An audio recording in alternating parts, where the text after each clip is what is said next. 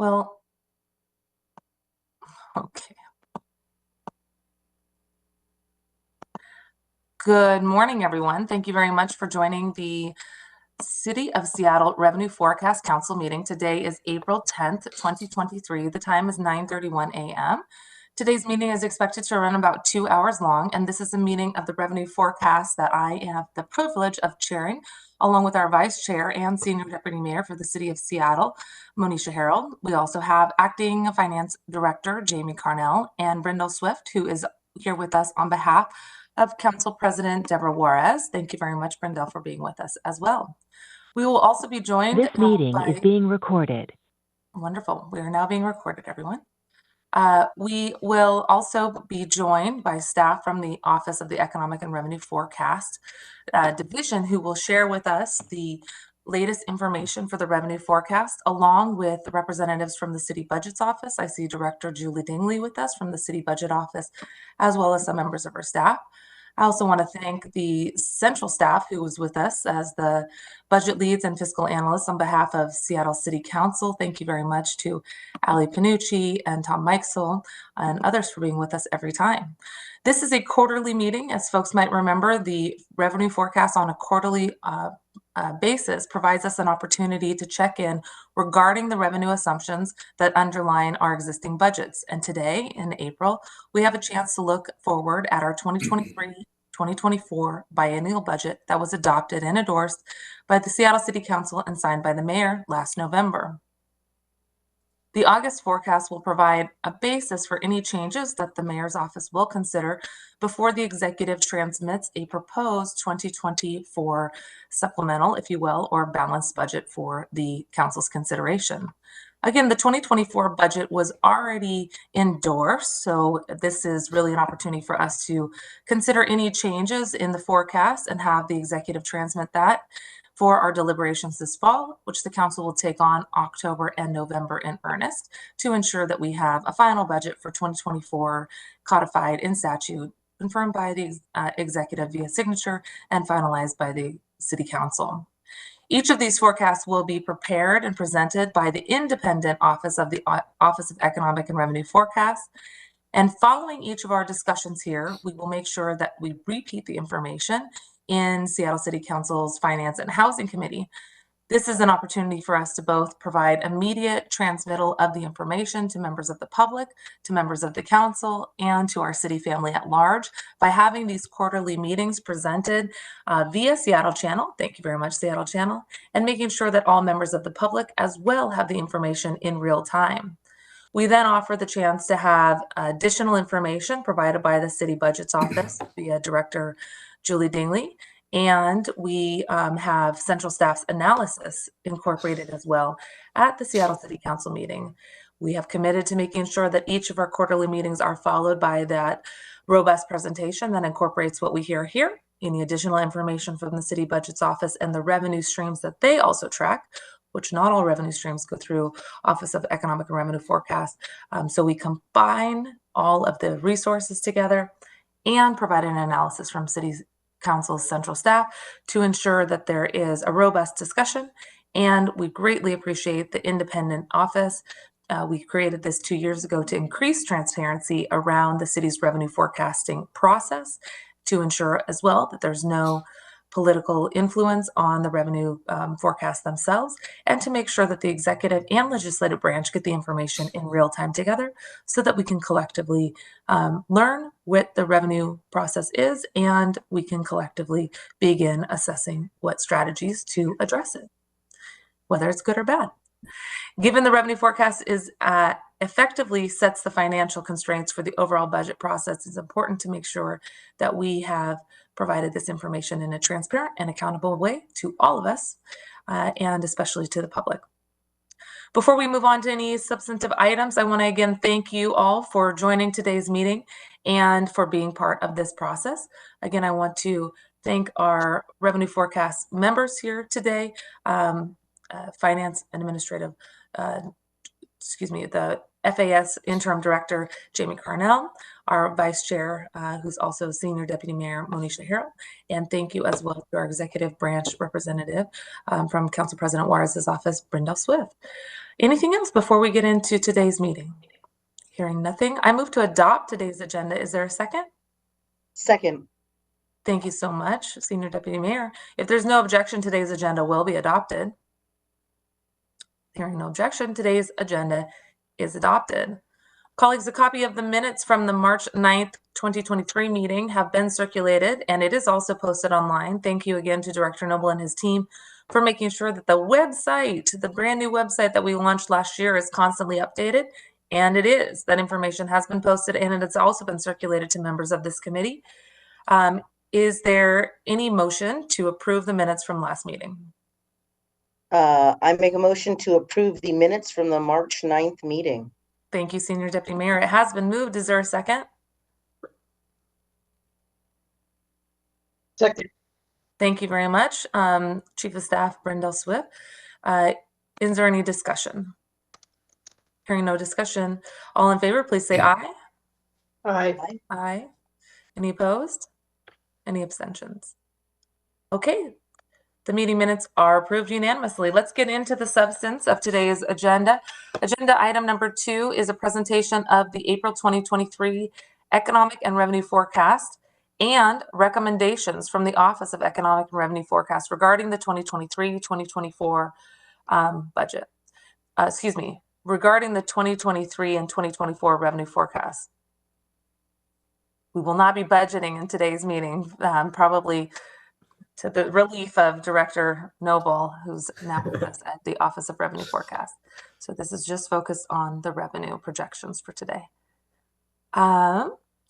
We are greatly appreciative of the opportunity for this presentation today. It's going to be led by the Forecast Council Office. I want to encourage folks, as you have questions, please go ahead and raise your questions throughout. Obviously, dense information every time we meet. And this presentation is going to provide a summary of both the economic conditions and the projected city revenues to ensure that the city forecast is fully informed and able to have its full range of questions addressed from city staff. I really appreciate you all participating, and that includes members of the Seattle City Council central staff and also the city's budget office who are here with us as well. Encourage your participation. We recognize that there's 4 voting members of this council, but you collectively are the whole that makes up the information that we receive and help digest it. So please do join in with any questions. The presentation is going to include a formal recommendation at the end, which the Office of Revenue Forecast will be offering regarding the forecast that we're about to go through. As a reminder, it's a role of this council to receive the information. We can confirm or reject the recommendation. If we reject it, we need to collectively work on how we will address that. But it is just a recommendation that comes from the Forecast Council Office, and then we, the 4 voting members, confirm or reject it. After the presentation, we will have the opportunity to discuss the revenue forecast and make that determination. For now, just before we launch in, are there any additional opening comments or questions from my colleagues? I'm not hearing any. Welcome back to the stage, Director Noble. We know your team has been busy. Thank you very much in advance for the materials that you provided, and I'll hand it over to you. Thank you very much. Much appreciated. And again, has really been a team effort, both with my colleagues here from the Forecast Office, but also staff with the central staff of the City Council and also the Budget Office.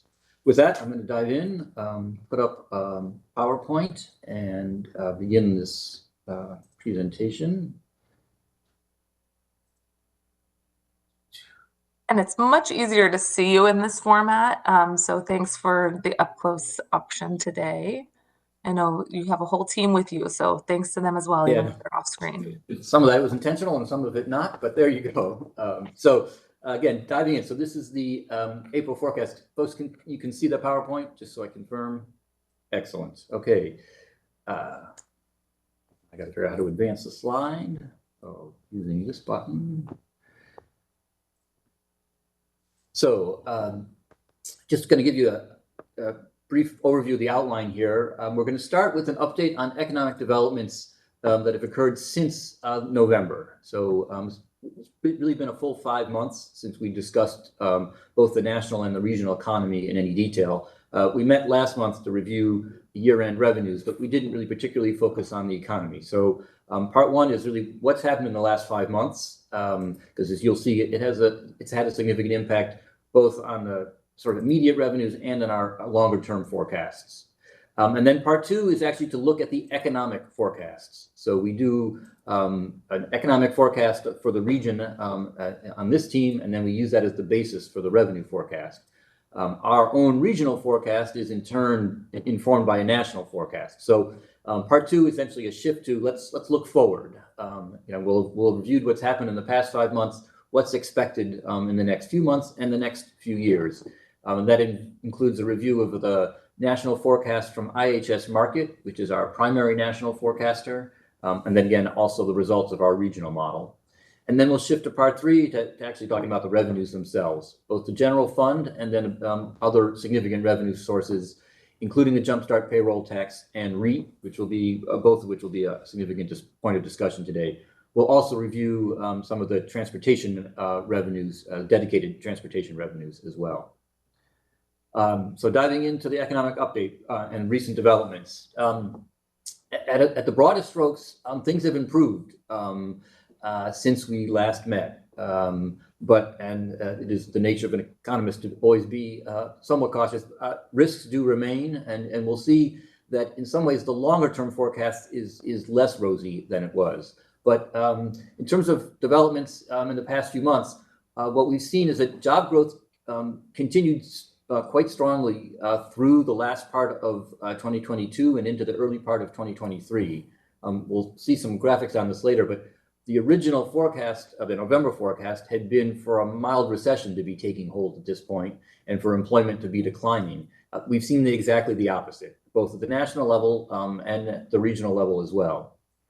Inflation was also the headline news when we last met. If you recall, it was running at above 7.5% at that time, 7.7. It had come down then from the 9.1 in June. Those are national figures, but it was still quite high. As of February, it's down to 6%.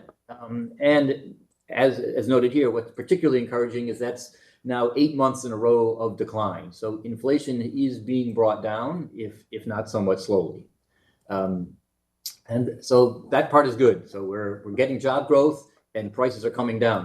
That has the flavor of the soft landing, and we'll return to that notion that had been the goal for the Fed and for other national level policymakers. That said, though, there are risks out there. So just this in March, there was the failure of the Silicon Valley Bank and Signature Bank, and that raised awareness about the financial stress on the banking system, and we'll come back to that as well. And changes that are being made there in terms of interest rates and lending policies. And I should note that the forecast that underlies, the national forecast that underlies our revenue estimates was developed before the bank failures. That was a particular point of concern for the week or two immediately after. As we move further from that, there's a sense that those risks have been mitigated, but they're out there. The other risks, high interest rates have had a dramatic impact on real estate markets. We'll see that when we get to revenues, and some concern about how that might otherwise spread. It's also increased the cost of investment in general, not just for real estate, but for other kinds of business expansion. And then there's concern that the labor market, we're getting this good job performance, which is it's a good thing at some level, but it also means that there's continued pressure on the wage side around inflation. And given the Fed's commitment to reducing inflation, if wages continue to increase at a high level, that could create pressures that would lead to further interest rate increases. And then another point, just because we won't, by the next time we meet, this issue could be either resolved or in kind of the hottest of discussion.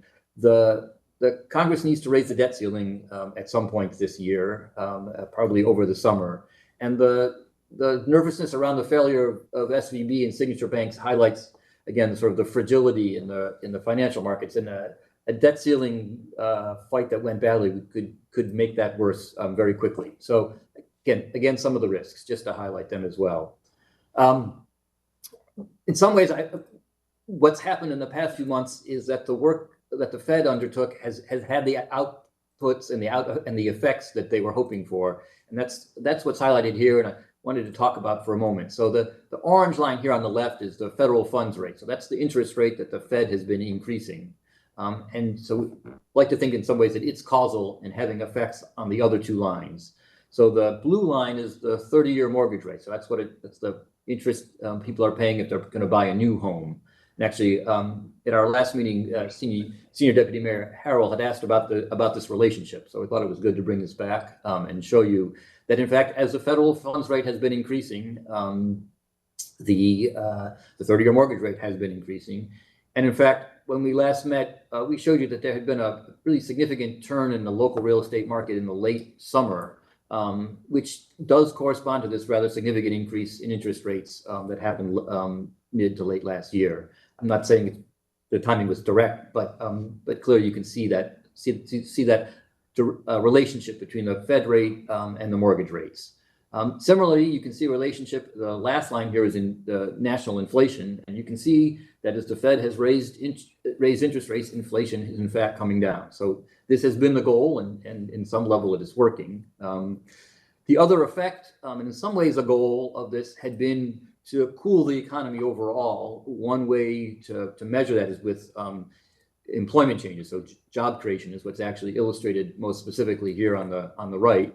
And this chart starts at the beginning of January of last year. One thing, you'll notice we go through the presentation today, a lot of our graphs are anchoring towards January of last year. We had in the past, really much of last year, we've been using the beginning of the pandemic as kind of a benchmark to measure change from. Actually moved away from that in part because the changes were so steep immediately after that it distorts the graphs, and you don't really get to see the kind of resolution about what's happening recently. I think also because at this point, what's really driving the economy is now the response to the stimulus. So it's really the Fed trying to cool off the stimulus that came as a result of the pandemic. So the driver right now is no longer as much the pandemic as it is the policy responses to the pandemic. So again, anchored in 2022, strong job growth through first half of last year. I put a question mark on this arrow because one could argue that there was a trend developing through the second half of last year towards the job market cooling and less job creation. If that was a trend, it was obviously interrupted in January and February with some really strong, and again, somewhat surprising from what had been a forecast perspective, really strong job growth numbers. That also may explain why the Fed was willing to add an additional quarter point on the Fed rate, even in the face of the banking crisis last month, because again, they were trying to cool down the labor market. The March results are from last Friday. I'll get them back up here. So that's very current. And again, it shows that maybe we're back onto this trend of cooling the economy in the way that is desired. And again, this notion of a soft landing where we'll be able to cool the economy, still actually have job creation, or anyway, minimize job losses, but bring inflation back under control. So, so far what the Fed has been trying to do has been happening. The banking crisis was a side effect and one of concern, but at the moment looks to have been managed as well. I do, although, want to highlight that in the last 5 months, there have been developments on the regional side that point to some issues of longer-term concern, and you'll see them in the forecast. But I think this, in some ways, I'm going to illustrate some facts that I think we're all aware of. But I just wanted you to see what they really look like in terms of the kind of the recent history, and in particular, the point is about the importance of the technology sector on our regional economy over the past, really on the left here, really the past 10 years, and then some other graphics showing you how changes in that market are already manifesting themselves in the local economy. So over here on the left, starting in January of 2013 as a benchmark, so that's sort of a indexed to that year, we're tracking growth in the information and professional and business services sectors. So this is really where the technology, the likes of Amazon and Apple and Microsoft and Meta/Facebook, this is where their employment lives, if you will. And the blue line is the national economy. And if you track from January of 2013 to January of 2023, obviously the notable interruption of the pandemic, but you're looking at about 25% job growth in that sector. So significant over 10 years. But if you look at the green line, that's Seattle. Over that same time period, we've had 60% growth in those sectors. And again, in a way that I think we all understand, really driven very specifically by technology. And it's probably sort of hard to, it's maybe a stretch to read it, but again, I think we're all reading local headlines. This curve does in fact flatten over the second half of last year, and we'll see this in a moment in some employment data. The red line is the state, and you can see to some degree how Seattle has carried the state with it, with this tremendous growth in the technology sector. So I think we've been enjoying this period of a decade plus, and even, I mean, there was a drop during the pandemic, but the growth rate immediately picked up after. If you think about the slope of this line, it was pretty steady here, it drops because of the pandemic, but then it picks right back up. And it's only now been flattening out. And to illustrate some notion of flattening out, the graph on the right is one way to measure kind of job openings. In previous technology generations, if you will, there was efforts made to measure the column inches in job listings in newspapers. The sort of the moral equivalent these days might be the number of listings on websites, right? So Indeed.com is the one shown here. And it's showing, again, taking beginning of last year as the beginning point, kind of what's the percent change in the number of job listings. So some measure of, of how, of job prospects and of potential job growth. And you see on the national level, things have cooled off somewhat over the past roughly 15 months. But on Seattle, it's been a more rapid change, right? So the labor market here, in terms of jobs that get listed on something like Indeed, has been cooling somewhat faster. So again, this notion that risks to our region are somewhat different and arguably higher than they are at the national level. Some other places we see that. Director Noble, just on that last slide, I wanted to add an editorial comment. It's really important that those two slides be shown together, right? Because I think that if someone were to just look at the slide on the right and not realize that that was one way to measure a leveling out versus a decline, a leveling out of jobs posted, it would be disingenuous or misrepresenting the fuller picture. So I just wanted to add that editorial comment that these are important slides to put together. Agreed. And it's trying to set the general flavor that we have relied on technology growth, or it has been a driver of the local economy for a decade plus. And there is reason to think that going forward, it won't be the same driver that it has been. And we'll see how that could manifest. Some other ones, and again, some other places where it could manifest. So the chart on the left, this one does start at the beginning of the pandemic, showing office vacancy rates. So we had very low vacancy rates in Seattle. It's one of the reasons there were, even through the pandemic, there were office buildings getting constructed. They'd been put into the process, and ground had been broken ahead of the pandemic, anticipating that we would continue to grow. The blue line is the national number. Again, it was more of a 10% vacancy is not unusual, kind of at an equilibrium point. So vacancy rates have been going up as largely around the work from home issue. And you can see that in the local area, they've gone up very significantly. And in fact, there was an article in yesterday's Seattle Times sort of raising a flag about the potential distress in the local office market because of the level of vacancy. One of the things in doing some research on this as part of the forecast work, one of the things we've come to understand talking to some brokers is that some of the larger tech firms actually had more than enough office space as the pandemic hit and even beyond, because they had been constrained over time by a lack of office space that couldn't grow as much as they wanted, because in past years they hadn't had sufficient space. So they had acquired more than they needed. So at the moment there's a glut, both because they're not reaching the hiring levels that they had thought and because of the work from home issues that will again come up. So concern about where the local office market may be going, and that matters to us because construction of office buildings is a significant source of revenue. Materials are treated, the sales tax on materials is treated as if it happens at the site, and those are multiple $100 million projects, and there aren't significant ones underway, and we don't anticipate that there will be going forward. The graph on the right is home prices, so kind of from the office side now, more kind of to the residential and individual side, and it shows home prices. The green is Seattle, the blue is the nation. And again, this is just changes from January of last year. So it's somewhat hard to perhaps to recall, but through the first half of last year, housing prices in this area continued to increase.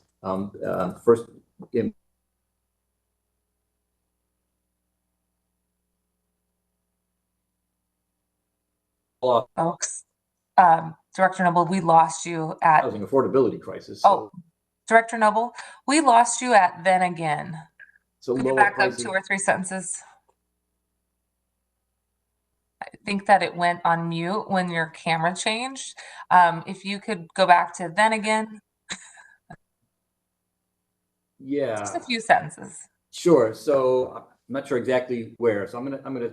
You started, you were starting to explain the housing prices map that we started out. This is just from January 22, and you Got it. just cover everything after that. Perfect, thank you. Rewind, play. So this chart shows the housing prices since January of last year. And what you can see, and maybe again, hard to remember, but really dramatic increase in Seattle, even through the first half of the year, almost 15%. The blue line is the nation, and housing prices were increasing there as well.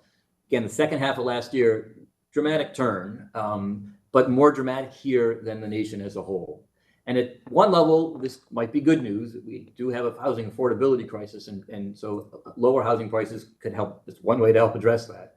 But on the other hand, from a kind of a personal economic perspective, folks who own those houses are seeing a significant drop in the asset value that they had thought they'd reached last year.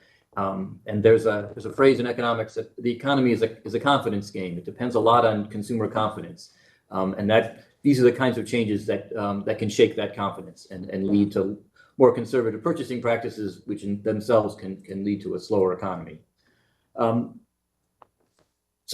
Focusing again, just to emphasize this, and you can see what this looks like on the employment side, and again, this kind of the mixed message part of this. So this is showing a chart of employment changes by sector since the middle of last year, so just June of last year, right? In part because that's really where you get to see the point we're making here about information and technology. But the good news, we've created almost 60,000 jobs, and this was as of a month ago itself, so a little bit trailing. So almost 60,000 jobs across a wide variety of sectors, led in some ways, led by leisure and hospitality. So that sector in continuing to recover. But not just that one. But on the other hand, we see in the data for the first time the layoffs in the technology sector. And in some ways, you see that 2 places. You see it in this information line having gone red. So it's 6,000 job loss in the information sector.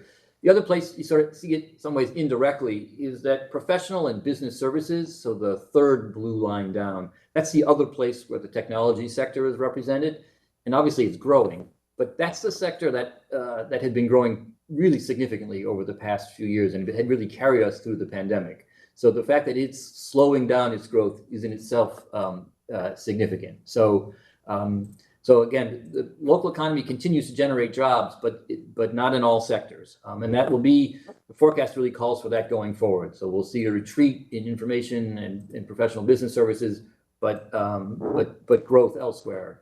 Do just want to highlight quickly that there were also losses in the financial activity sector. This is again the effect of interest rates. This is the Fed's work kind of being demonstrated. So fewer people refinancing mortgages, fewer people taking out car loans and the like. So people who will work in that area, fewer of them needed. So we are seeing the kind of the pattern that one might expect, and one that, depending how long it continues, could become concerning.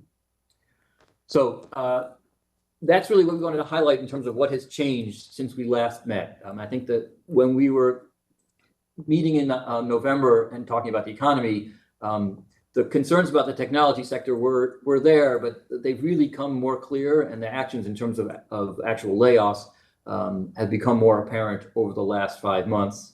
So has the persistent work from home, and again, we'll talk about that as well. So before I move on to the national and regional forecast, any questions about that first set of slides? Not seeing any. I'm going to push forward and talk about the forecasts and comparisons. So I'm going to talk from the picture here at the right, and then I think I'll cover most of the narrative that's on the left. So the 2 kind of peach or lighter colored lines are the baseline forecasts. The one that's labeled previous is the forecast from it's a November forecast. It was the one we presented in November. And the higher one at this point is the current baseline, and then the darker dash line is the current pessimistic.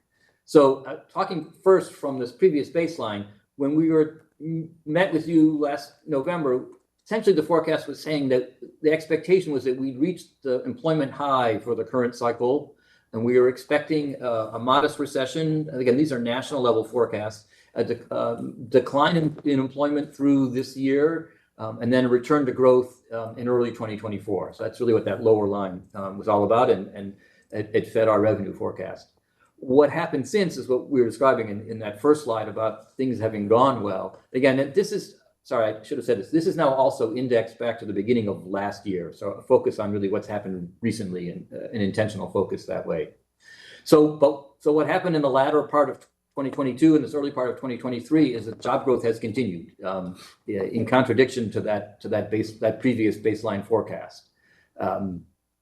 What has, however, happened is slowing in certain sectors, technology among them, and also a sense, and you'll see it in the next chart, that higher interest rates and higher inflation will persist a little longer. So the forecast fully acknowledges the employment increases that have happened over the past 5 months, but the forecast is again still that the Fed's efforts will take further hold, have taken hold. We arguably saw that in those employment numbers, and that so what's projected is this is employment. It's projected as a minor decline in employment on the GDP. On the output side is essentially flat, so basically 0% growth in GDP. We'll see that again later in the forecast. That you get a lot decline in employment and sort of flat GDP because there's an increase in productivity.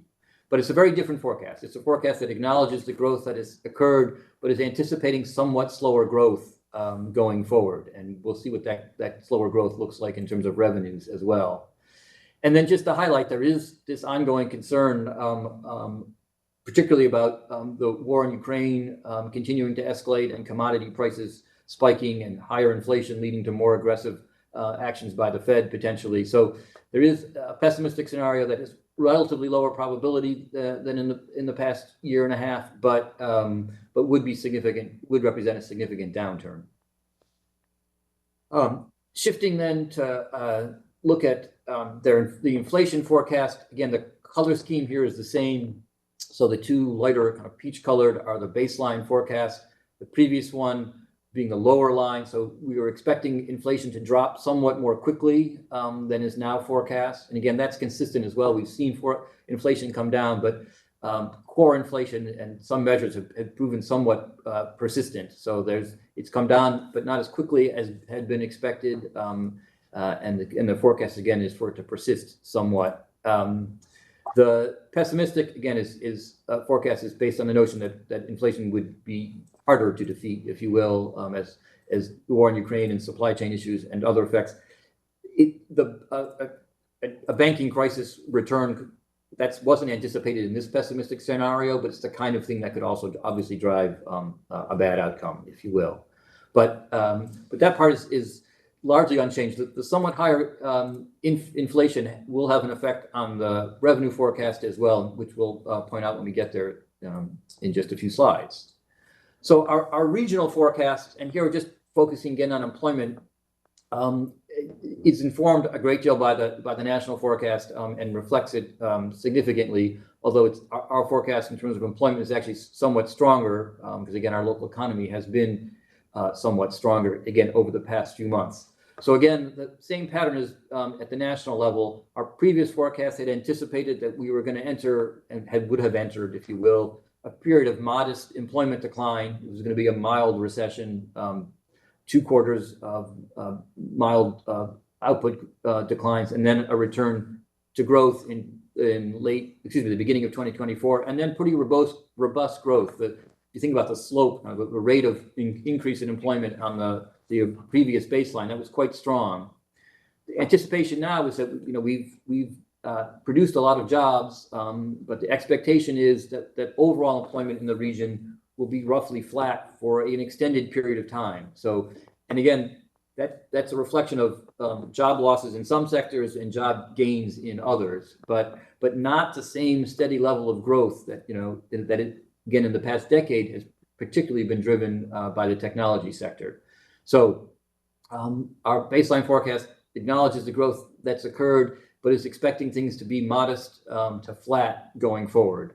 And the pessimistic forecast, again, mirroring that of the national one, could be a steep decline that would set in either because things in Ukraine escalate. Again, it wasn't the risk that was modeled, but another one could be a downturn in the financial sector that like was people were nervous about as SVB crashed. So that's the regional forecast. One of the important things that we need to do for you is to make a recommendation about whether the baseline, the pessimistic, or the optimistic. We didn't, for the sake of not having too cluttered a picture, we didn't put up the optimistic scenarios. They're not symmetric. So the optimistic scenario was not as much of an upside as the downside represented by the pessimistic. But again, our sense is that the baseline is more likely the right place to go. But before I reach that specific conclusion, wanted to give you a sense of how we think about that judgment. Before I do that, I noticed that there's a question from Tom Mikesell. So, Tom. Good morning. Thanks for giving me the opportunity to ask a question. Just trying to see if I'm understanding this correctly. The inflation forecast by IHS Insight is higher than the Wall Street Journal average, and this is for 2023? That's correct. So let me just take a moment to kind of describe this overall picture. So our goal in this slide is to so IHS Markit is our primary forecaster.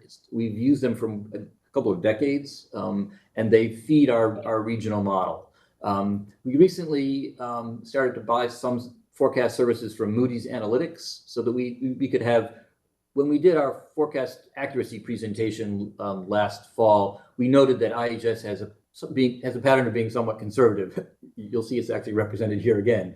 So we thought it would be worth at least seeing what other folks are forecasting as well. So we have Moody's specifically as another formal forecast.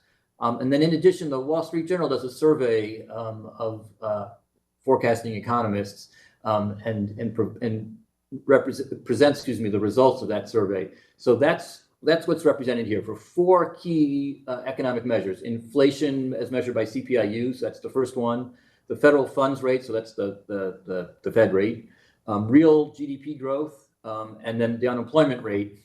The Wall Street Journal measures these four, and then it kind of gives a summary and an average. So the blue dot rather here is that average. So that's kind of the consensus if you want to measure consensus that way. The red line is IHS, and the red dot, and the yellow is Moody's. And what you'll see as we go through here is that IHS is on the conservative or on average side for each of these measures. So in particular on inflation, they're marginally, so what's forecast here is that what happens at the end of this year. So you have to pick a point and do the comparison. So at the end of this year, the IHS forecast for inflation is somewhat higher. It's probably about a quarter point higher than the Wall Street average and the Moody's Analytics prediction. On the Fed funds rate, they're all about the same. Looks like it's about 4 3/4. What's anticipated here, but really by everybody now, is that the Fed will increase probably another quarter point, potentially as soon as their next meeting. That will have the desired effects, and that later in the summer they'll start to back off, so that by year end they might have brought it down from 5 1/4 to 4.75. Real GDP growth. Go ahead, Tom. Thanks, Director Noble. I'm really keen on the inflation because I think I noticed in a prior slide that the adjustment for the current year inflation expectation was actually lower than what was expected in the October forecast. So I'm curious if inflation in 2022 and in 2023 is perhaps lower than what was anticipated when forecasts were done, particularly with regards to the expenditure budget, just because it may be useful for Mayor and Council to understand in the context of the biennial budget, how inflation factored into developing the expenditure budget. And even though inflation is still high, whether or not it's lower than it was when the budget was being developed. I'm going to turn to Jan to remind me that whether the inflation forecast from November compared to now is up or down. It's not very. I'm going to go back a few slides. Yeah, so so this is the national forecast, and our regional one is about the same. So that the current forecast, I believe, is marginally higher on inflation actually, and we're looking it up as we speak. So I think it's so. Here, so yes, down. All right, so nope, stand corrected. It is down slightly. National or regional. The regional it's down about a quarter point on a forecast basis. But I'll have to take a look too. I think it may, but whether it tails off over the long run as quickly is also a separate question. So it's slightly lower for 23. Is it lower for 24 and 25 and beyond? I'd want to take a harder look. But we will get back to you because that's obviously a very good question. Thank you. Returning to this, so again, federal funds rate, everybody basically agrees.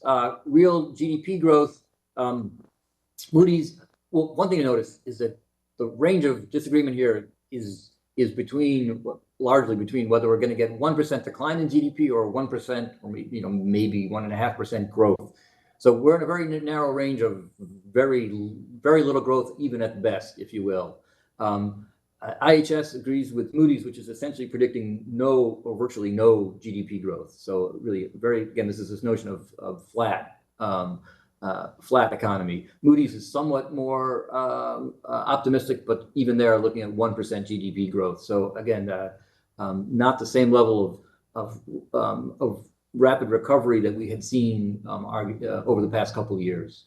And then on unemployment, again, IHS is somewhat more conservative, but not tremendously slow. And the issues here are kind of twofold because there are two things that drive unemployment. One is number of people who get hired, but another is also how many are in the workforce. And one of the things we're seeing is some folks returning to the workforce who had dropped out. So there's increasing labor participation rate is the measure typically.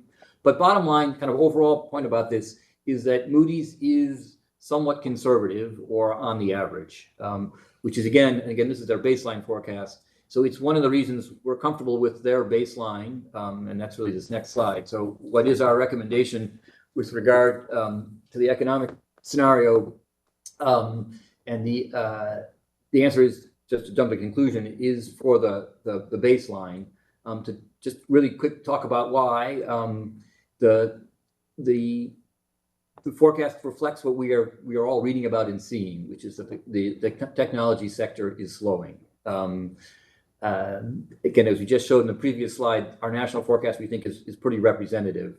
And another key point, which isn't necessarily going to be good news, but from a forecast perspective, I think it's important to recognize, is that when we were with you last month, we saw that both the Jumpstart payroll tax and REIT revenues had missed we'd missed their forecast. They underperformed.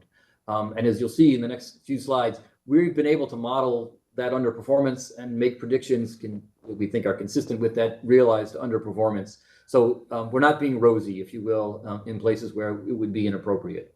So in that context, again, this is a discussion for you as the next item, but we are recommending the baseline scenario, and the revenue numbers we're going to show from here are largely the baseline scenario ones. And that will be, the next move would be to start talking through the revenue slides themselves.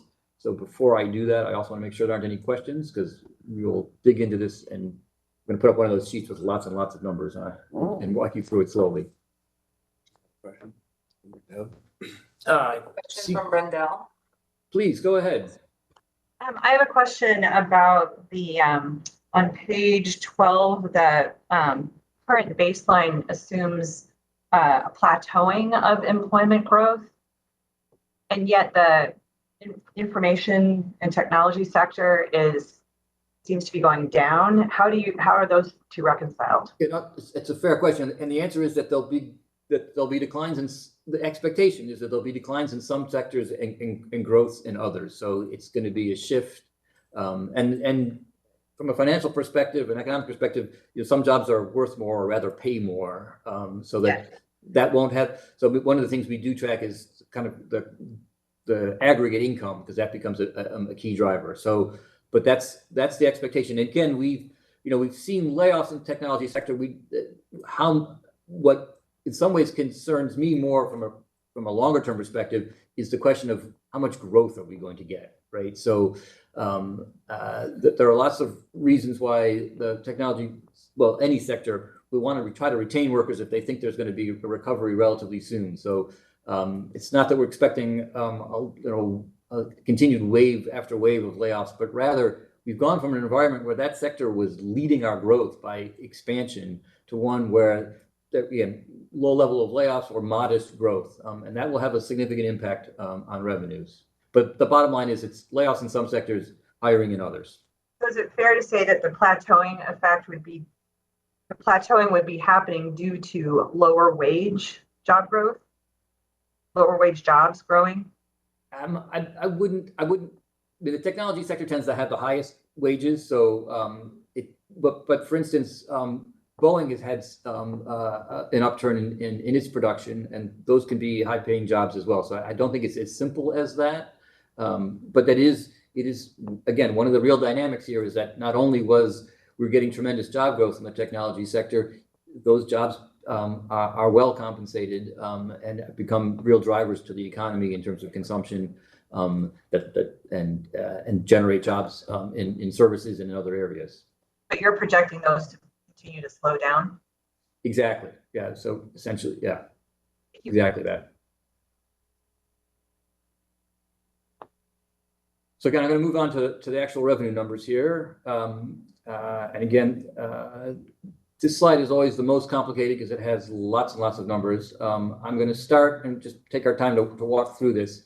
So 2022, this is just showing the actuals consistent with those that were reported last month. The next column over, this is the 2023 adopted forecast. So this is the revenues that were part of the budget. And then 2023, this is the updated forecast for 2023. So this is the new April forecast. And this column is then the change. So what's the change in revenues? Overall, you can see I'm going to do 2023 and then do 2024. Overall, there's a significant increase, more than $70 million with some important caveats. And in particular, if you take out grant revenues, and we'll talk a little bit about the grants, but I think from understanding kind of available revenues, it's worth taking a look at separating out the grants, because grants are accepted for very specific purposes. And in this case, actually, there's expenditure it's carrying forward. So that they're not really sort of net new revenues that are available to the city in a generalized sense. But let's walk down here and look what's changing. And I will hit on some of these and then lean on staff, Dave Ennis and Alex Zhang from the budget office, potentially to comment on some others. So on property tax is usually the most easily predicted, and you don't usually see significant change here. And arguably less than 2.5 million on a base of almost 400 is not very much change. But what's going on here is actually not in the city's base property taxes, but rather in the Medic 1 levy. So for simplicity, this line has always been reported as property tax inclusive of the direct revenues to the general fund from the city's property tax levies, but then also our share of the Medic 1 levy. And the way the Medic 1 levy revenues are allocated based on the share of those revenues that are generated in the city, because the relative size of our assessed value to the rest of the county has declined for 2023. So everybody's values went up a little bit, but the rest of the counties went up by more than ours. So our share of those Medic 1 revenues declines. Again, those are distributed by the county. So that's what that decline is there. Retail sales is up about 3% if you do some quick math. Couple of factors here. One is that we finished 2022 ahead of our forecast. So the base is somewhat higher. In some sense, our forecasts are really about growth, how much growth or loss of growth, if you will, are we going to get? So, so a higher base has a tendency to increase the 2023 forecast. And then also we've had this really strong job performance even into the first part of this year. So, so that drives up those revenues. So that's on the retail sales side. B&O, much of the same story. I don't know, Jan, if you'd like to add anything there. What? Yeah. So one of the issues there too is the inflation issues. So higher inflation through the latter part of last year, increasing the nominal value. So some of this increase is, and I'm going to make this point very clearly in a slide coming up about the longer term growth and the effects of inflation. But again, a higher base for 2022, and then some initial strong performance in 23. The utility tax, the private utility tax change here, the phone revenues did not fall off as quickly last year as we were concerned by.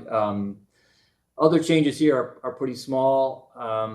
Parking meters down slightly, court fines down more significantly. Perhaps Dave Hennis, you could comment on either or both of those, or Alex.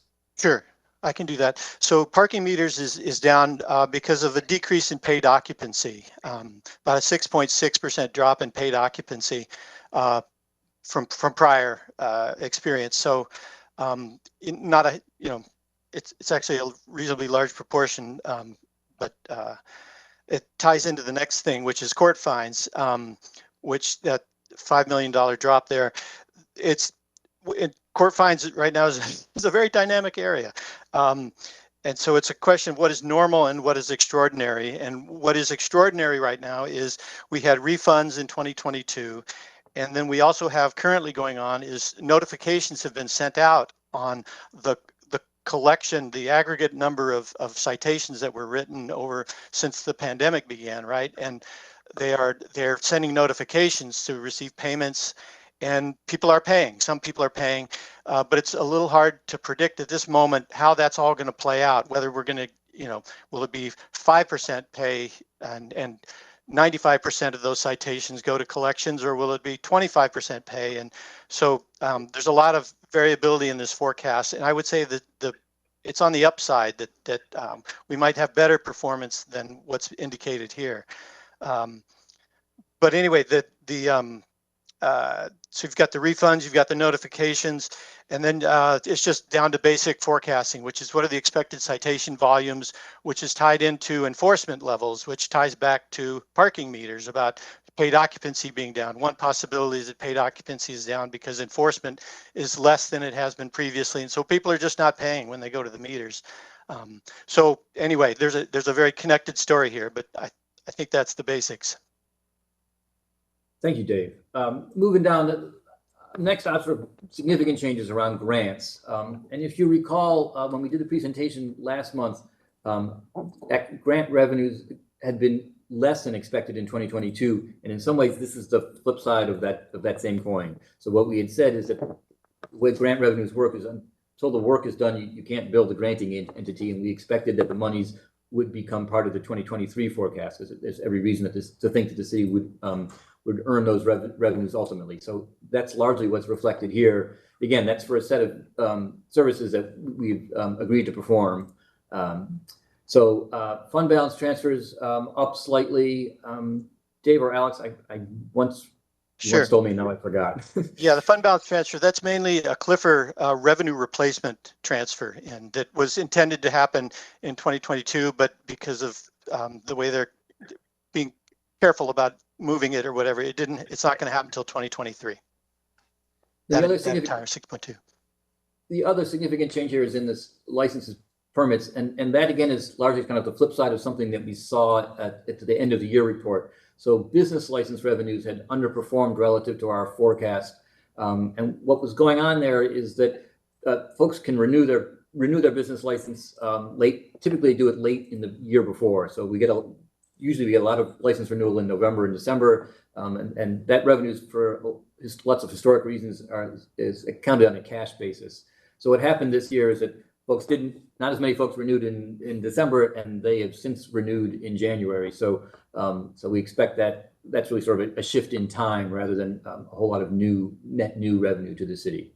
But the bottom line, if you add that all up, 72 million, if you take out the grants, and again, I think there's good reason to sort of think of them as a separate thing, it's about almost $45 million increase. So still significant, driven in no small part by retail sales and B&O, again, stronger performance and predicted strong performance going forward. But what you see, and now I'm going to shift to 2024, is it? Yeah, question. Just before you move on, I wanted to flag that Director Dingley has her hand up too. Oh, sorry. Oh, no problem. I can wait till you're done with 24. Director Noble, go ahead. All right, I'll do that quickly. Again, you see I'm not going to go through each and every one of these because a large part of what you're seeing is the follow-on effect from what we described previously. I would note, though, that sometimes the good news compounds in these things very directly, and you see less of that. So the increments in 2024 are in some cases smaller, and that has to do with, again, with this notion of plateauing growth. We are predicting less overall growth into 2024 than we had previously. But again, on net, an increase in the general fund of 24 million, the grants being a smaller share there. So over the 2 years in total, but again, if we think of general fund, effectively 67. But on the next slide, I want to talk more about kind of the longer term impacts. But before that, Director Dingley has a question. Yeah, thank you. Thank you very much. You actually got to part of what I was going to point out, and that is when you're looking at this chart, it's very easy to stay, sort of focused on the difference column. So what's red, what's black, so sort of to tell yourself good news versus bad news. And I want to encourage the forecast council members to look at that middle column for 23 and 24 and just kind of compare across years. So one example of the plateauing that you're seeing Director Noble talk about here, where you see retail sales tax, you see a very small, less than $1 million increment between the 2 years. And then in other cases, you see utility taxes, which are 42 million in 23 and then 39 million in 24. So although the difference between the last forecast and this forecast appears positive, when you look at those detailed numbers between those 2 years, you see that difference and that decline. So it's it's playing out exactly how Director Noble's talking about it in that plateauing effect, but I wanted to call that piece out as we're reviewing these charts, just so that you see those details in there. I see Senior Deputy Mayor Harrell has her hand up as well. Yeah, since you mentioned that, Director Dingley, I wanted to go back to something that was from earlier. And I know we always get this information and it takes a second to digest it. One of the things that surprised me from our earlier numbers was the sustained high level of inflation, which I don't know if you talked about it, Director Noble, and I just glossed over it, or if we didn't really get into that much. But the numbers look positive, but I am concerned about the levels of inflation that you predicted in the earlier slides, or that are shown in earlier slides, are higher than typical. Like I'm looking at, going back to the beginning. Yeah. Sorry, No, I'm gonna go. you don't have to, but of course, we know about the 8% from 2022, but what looks darn near 6% in 2023 is pretty alarming to me, as well as that high level of 4% in 2024, and it starts to return to normal in 2025. Are the inflation numbers reflected in the are they reflected in the increases in general fund revenue? They are, and actually, this is a perfect transition for me to move to the next slide, because I really want to highlight this very point, the issues around real sort of inflation-adjusted growth and the nominal values that you see here. So let me move to the next slide and take some moment to describe, because it's a different piece than we've done in the past. So I really wanted to make this point that we're putting on a forecast. This previous forecast, there's positive increment to the general fund. Worried somewhat that might be misinterpreted in terms of the real environment that we're entering. And again, I made the point earlier, and this is really where I said we'd get back to it, and here we're going to get back to it. I don't want to back up the slides all the way, but the technology sector has grown 60% in 10 years in the city. It has driven office construction. It has driven residential construction. It has been a key driver, right? And we've been in an environment where the general fund has been growing in what economists call real terms, so growing ahead of inflation. Based on the forecast that we have, both at the national level and at the regional level, and again, I make a sort of an appeal to sort of common sense, right? If the technology sector is as cool as it seems to be, again, I'm not saying that I'm expecting 20,000 layoffs or pick your number, but rather that what has been an engine of growth seemingly will not be an engine of growth, at least near term. So play this out for a minute. So I wanted to give you a picture of what does the growth in the general fund look like over time. That's a little bit tricky to do, and I'm going to, sorry for this kind of whipsaw back and forth here, but one thing you have to sort of reconcile if you try to look at the general fund going forward is that currently there's, looking at fund balance transfers across actually all 3 years, there was 150 million, and this is a lot of this is the payroll expense tax. So just to name what is helping support the general fund and really supporting the city's budget, right? So and it's hugely beneficial, but they're very significant transfers. So more than 115, not all of that expense tax, but it's 85 million, if I recall, in 2023. Significant transfer expected in 2024. Also, grants are this weird thing that kind of go up and down. So I think those two things you need to set aside because they're kind of one time, or in terms of the fund transfers, or they're the grant revenues that again are being expended for a particular thing. So if you take those aside and you look at everything else, that's what this chart does. So I've called those core revenues because I needed to give them a title. And so what we've done here is taken 2022 as a base. So again, that's these core revenues. It took out that 150 million of transfers that was there, and also the whatever grants were in that year.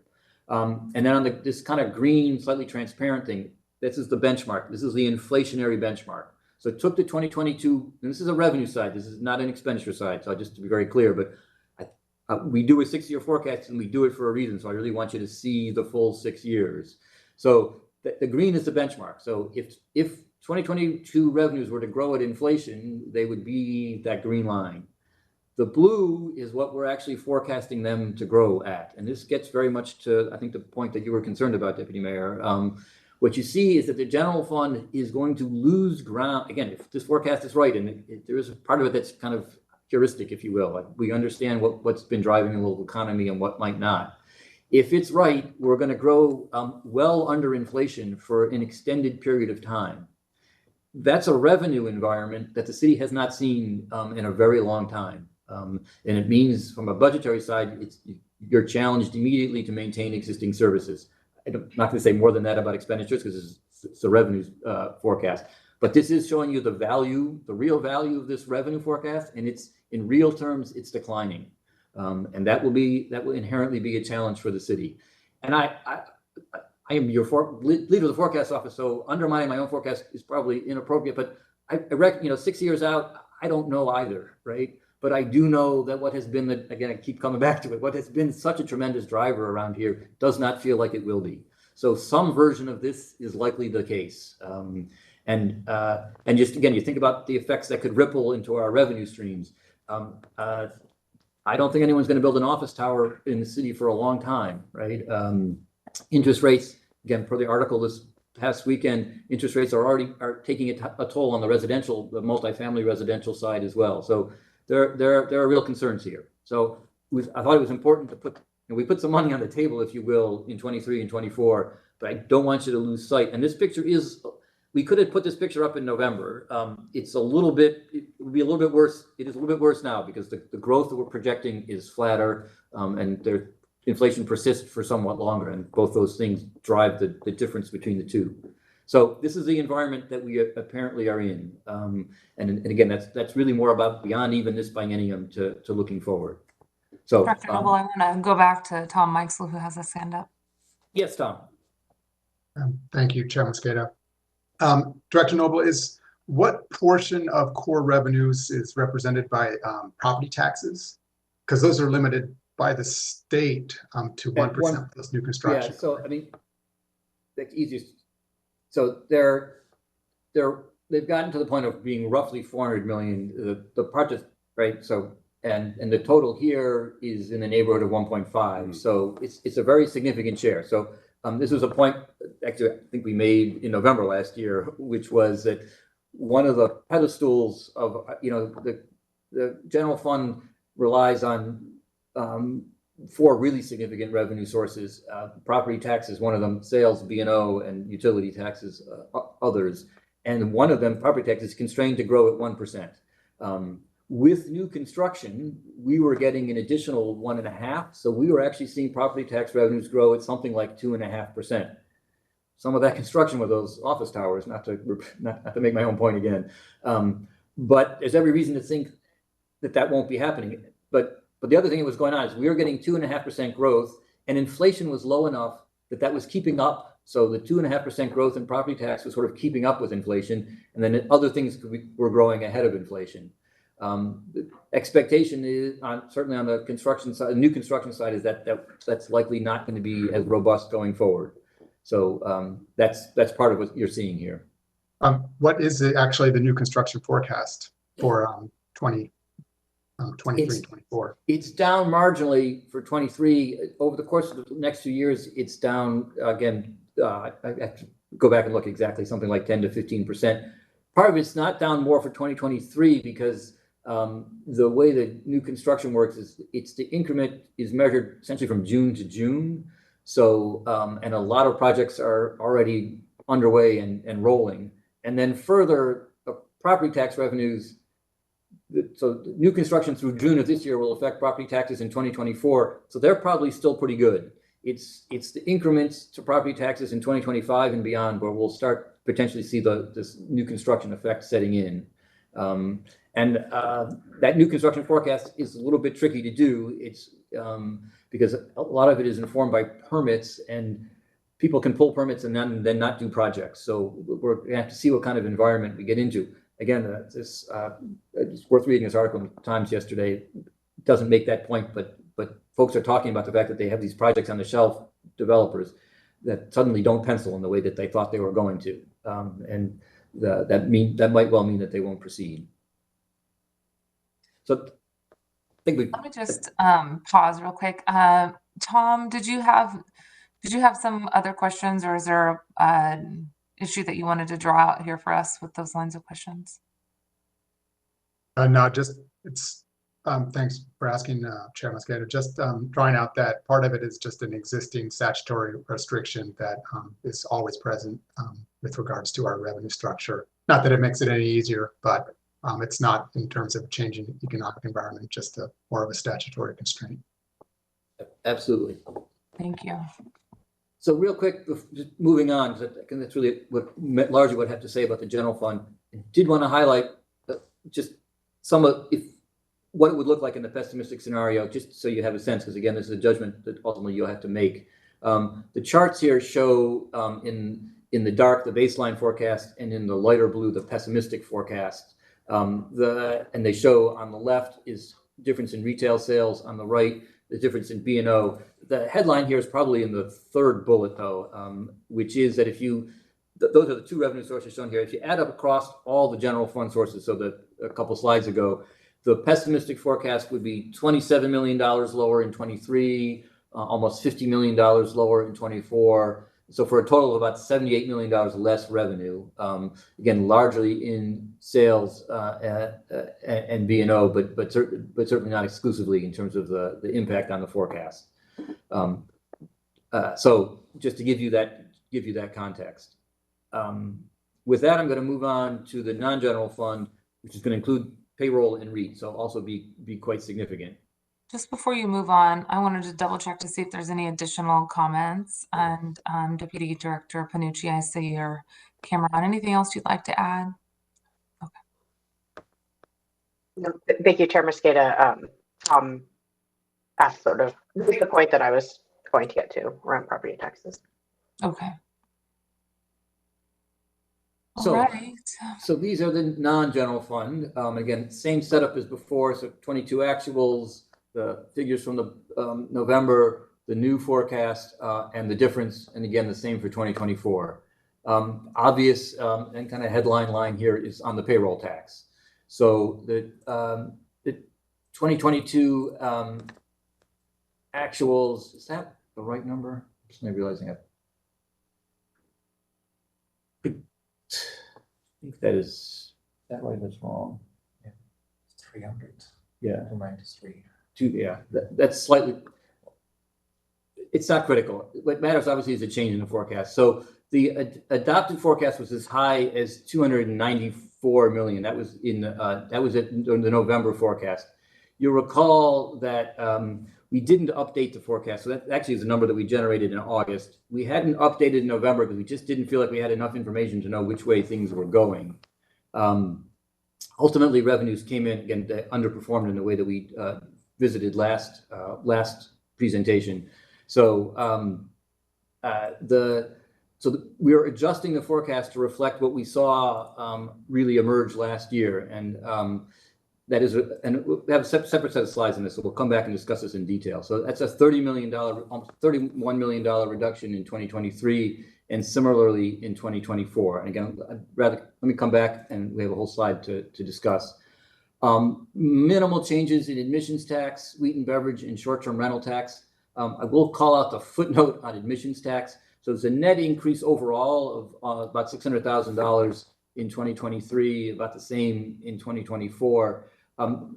It's important, though, to understand that the revenues generated at the Climate Pledge Arena are part of the financial agreement we have around the redevelopment, and they largely stay with the project, if you will. So it's important from a city perspective to know the split between what's the Climate Pledge and what's everywhere else. And there's more good news here, so that the increment that's sort of available specifically to arts and culture, because that's what these monies are dedicated, is closer to 900,000, actually just above 900,000 for 2023, and is 1.5 million for 2024. We'll provide all those details to staff.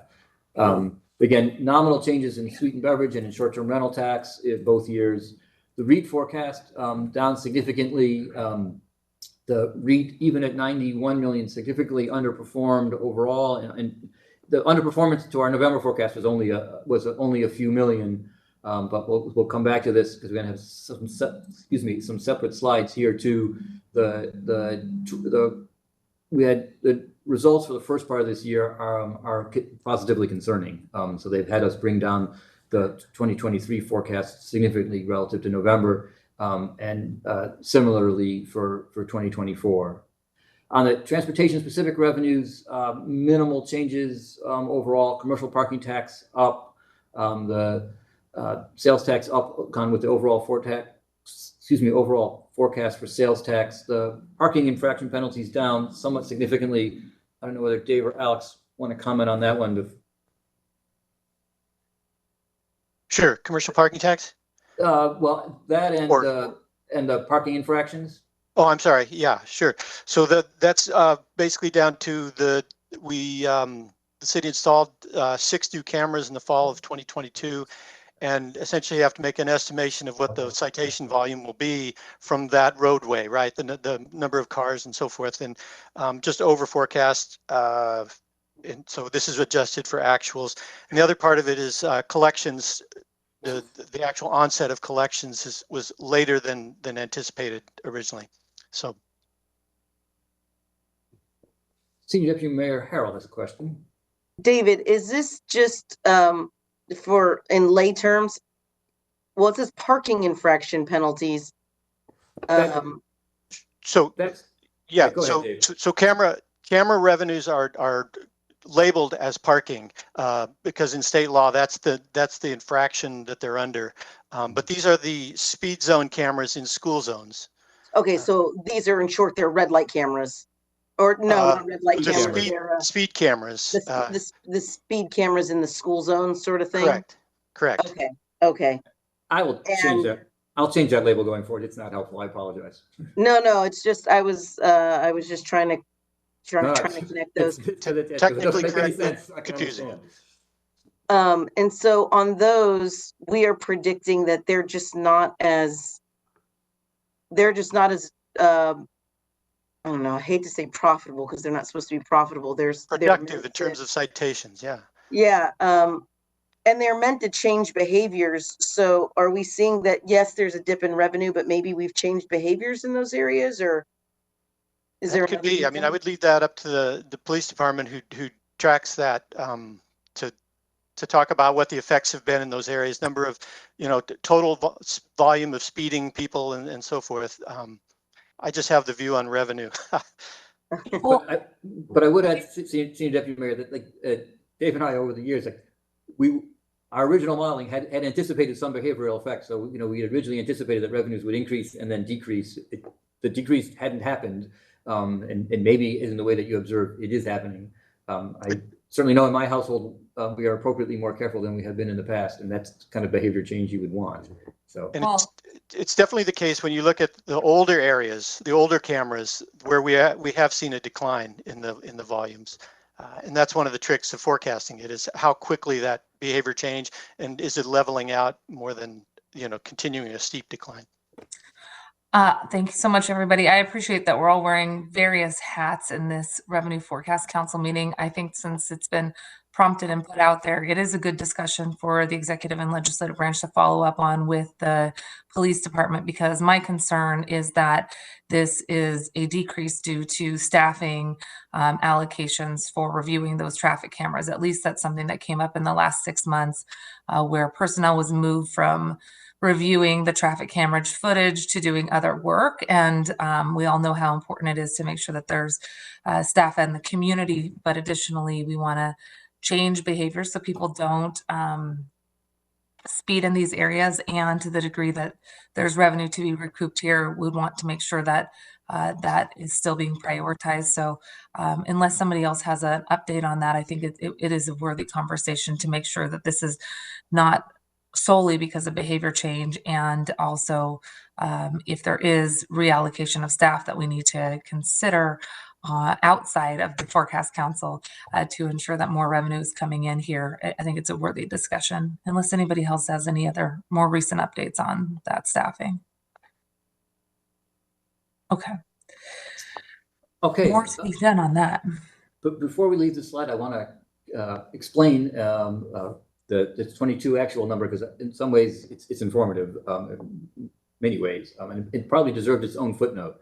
So the 2022 actuals are reported here as 300 million. What I had forgotten about that is that was 253 million of current revenue. So those are payments for 2022 obligations.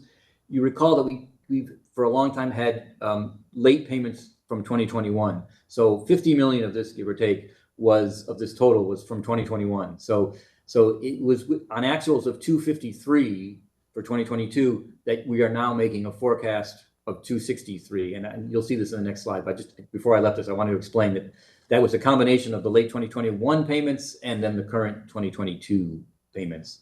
So let me talk about, we're taking $30 million off the table for each of 2023 and 2024. I do want to explain why. I want to give you a better sense of the nature of that forecast, because we're doing the best we can. My colleague Jan has done really tremendous work in trying to model this and develop the best forecast we can, but we do have very limited information. And so I just actually want to be completely transparent about how we're doing the forecast. I'm actually proud of it if it's creativity, but it is going to be tricky to get this one right. So just to remind you, so again, this is correct. The actual revenues in 2021, they're now actually a little bit higher than this. They're 293. They fell to 253, so a significant drop, $40 million drop. We were still holding to a 294 forecast in November. If you recall, we said we don't have a better number to give you. We don't feel good about this one, but we didn't have a better one to give you. We were right to be nervous. I'm not proud of it that we didn't have a firm forecast. Just again to remind you, and you'll see this in the forecasting effort, there's relatively few firms that are generating a lot of this revenue. They're heavily represented by the technology firms, and those firms in particular. And again, this matters for forecasting. They've been heavily affected by hybrid work, right? There are a lot of jobs that you can do in front of a computer and you could do from a remote location. And they're also a sector where stock compensation is a big piece of it. So the stock value of the company matters to how much people get paid, and thus to tax revenue. And and we've actually done work, Jan has done work on the data level to correlate that. So if you look at firms that stocks values declined between 21 and 2022, in general, the revenues they paid to us declined.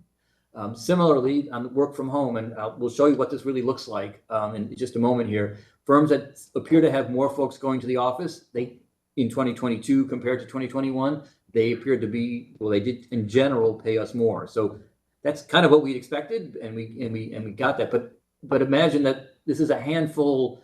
There's 25 to 30 firms that are generating most of this revenue. So this is a handful of data points between those 2 years. This is not a robust set of information, but again, this is who is driving the revenue. I would add, that's this last bullet, we are continuing to work very hard. I'm going to leave this meeting and probably dial up some folks at ESD again to try to secure more detailed data. It is there. It's data we would need to keep very, very secure. So we've recruited IT to this conversation. It's a very complicated problem.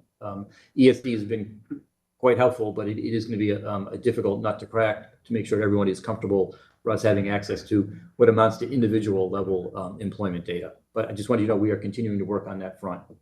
So again, what we did on a modeling side, I'm going to flip the slide here in just a minute, is we looked at, we were able to link this change in revenues between 21 and 2022 to stock values and to folks in the office, and I'll explain how in just a moment. We then, if we're going to forecast going forward, then we actually need a prediction of what stock values and in-office behavior will be for this year, for 2023. I'd mentioned previously that forecasting this was going to involve essentially forecasting the financial prospects for individual companies. And that's literally what it's come down to, because again, the stock price drives things. So what we've been able to do is to go out into the public space, and there are folks who are forecasting what firms' stock prices are going to be by year end and quarter by quarter.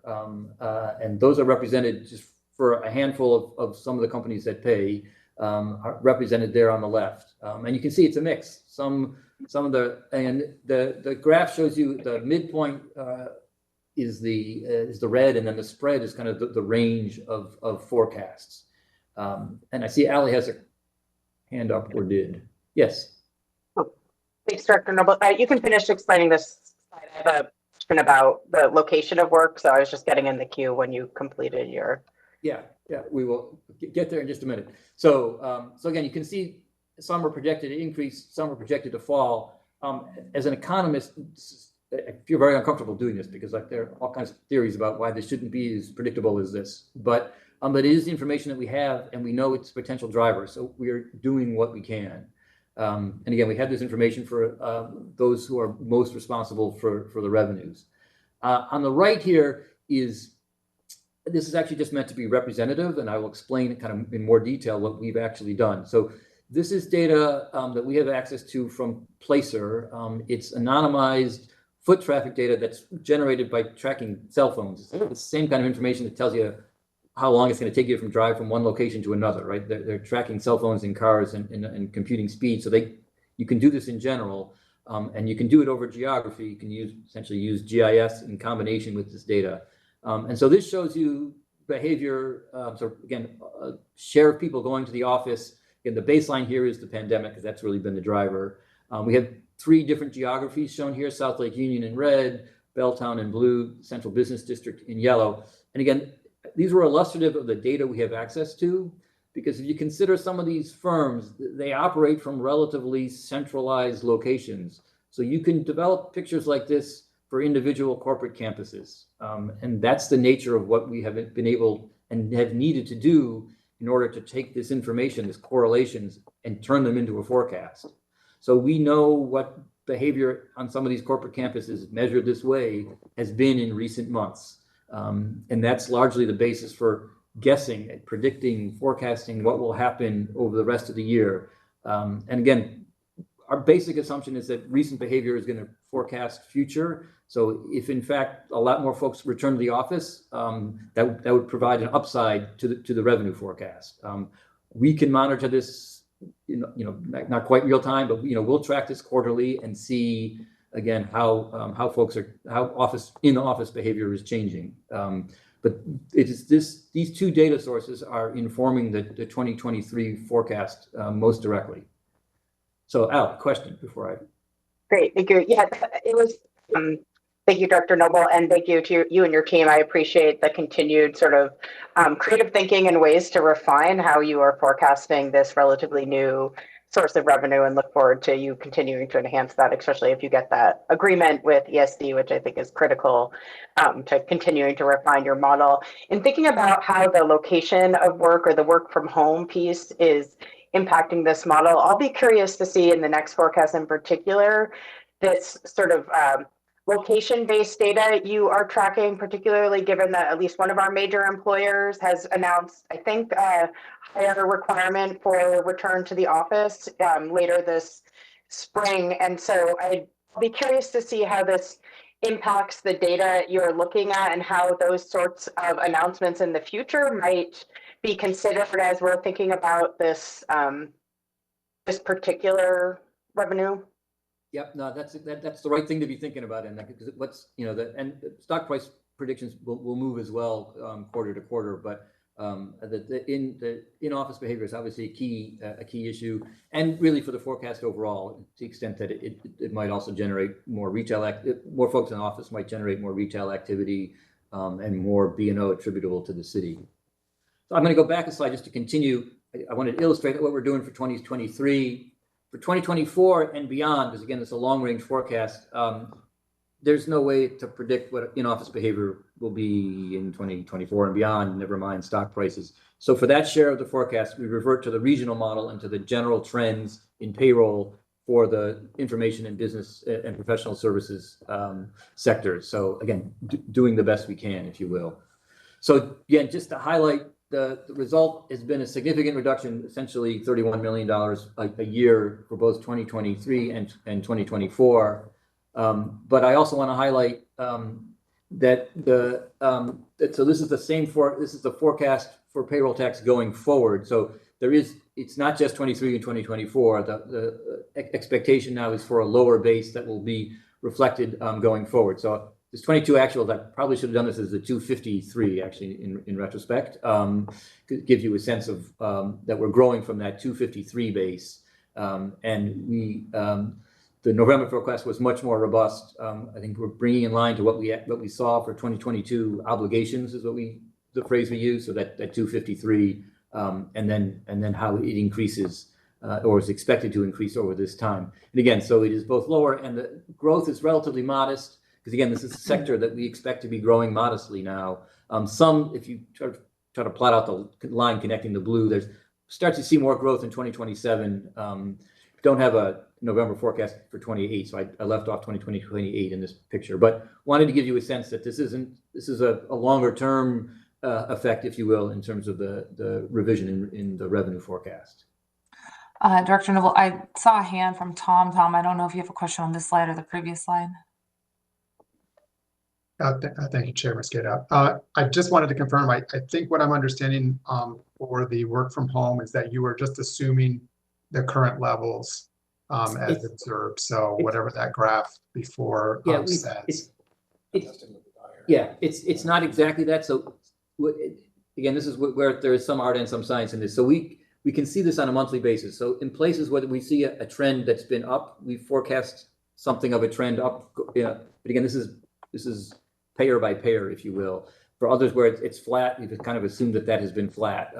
Announcements that, if we see a trend and there's been an announcement that like this is really a change in policy, then feel better about projecting that will also increase.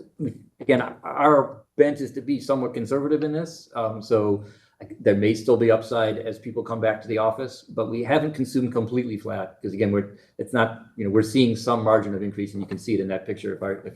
I can go back. Yeah, you can see there's some trend, hard to read exactly, but there does seem to be some ongoing increase. And another, yeah, absolutely. That's a good question. Deputy Mayor Harrell. On that trend, so on the 100% that you have, that is, when there was a culture of working from the office. Pretty much you came into work Monday through Friday. The 50% where you kind of have it right now, we haven't heard of any companies calling their people back in person 100%. So are you paying attention to that and kind of adding that to your future projections? Yeah, I mean, expectation again is certainly not that we'll get there. I mean, the correlations we have are between the 21 and 22. So, if you look at the data that we have are really just measuring those 2 points, not measuring all the way back to 2020, because the tax was first collected in 2021. So we've only ever collected the tax in a not office environment, if you will. So anything is an improvement at some level. But yeah, I mean, we'll see where the longer run trends ultimately end up. But our expectation is certainly not to get to 100. 3 days in a week, rough terms is 67%, right? Or excuse me, it's 60%. So 3/5. We'll all be watching this going forward. Let me just double check here, see if anybody else is in the queue. Okay, a few questions on this slide for me. You mentioned how much was it, Ally, that we put from Jumpstart to the general fund over the biennium? About 180 million over the biennium, 85 million, 185, I think. Yeah. That's what I was going to say. Great. So we put 185 million from Jumpstart's higher than anticipated projections into the biennial budget to help offset the reduction in general fund revenues. We also put funding into a reserve, let's just call it a rainy day for Jumpstart. Obviously, we would have put much more into a reserve, but we're trying to be good about preventing any cliffs in public funding and be really conscious about not having new expenditures when we had programs that were invested and sustained from the American Rescue Plan Act, the Coronavirus Local Relief Funds, and the ongoing need for those services, but wanted to recognize that those federal dollars were going to go away in this biennium, and we wanted to make sure that no people fell off a cliff in terms of services and that we didn't engage in layoffs during a time when more and more people need public service. But I just wanted to reference the fact that we do have some reserves tucked away for Jumpstart, as well as the general fund. Do any of your slides currently incorporate some of that information? The only information that's incorporated is the actual budgeted transfers. Okay. So yeah, we're looking at revenues, not at reserves, but obviously an important point to clarify. Yeah.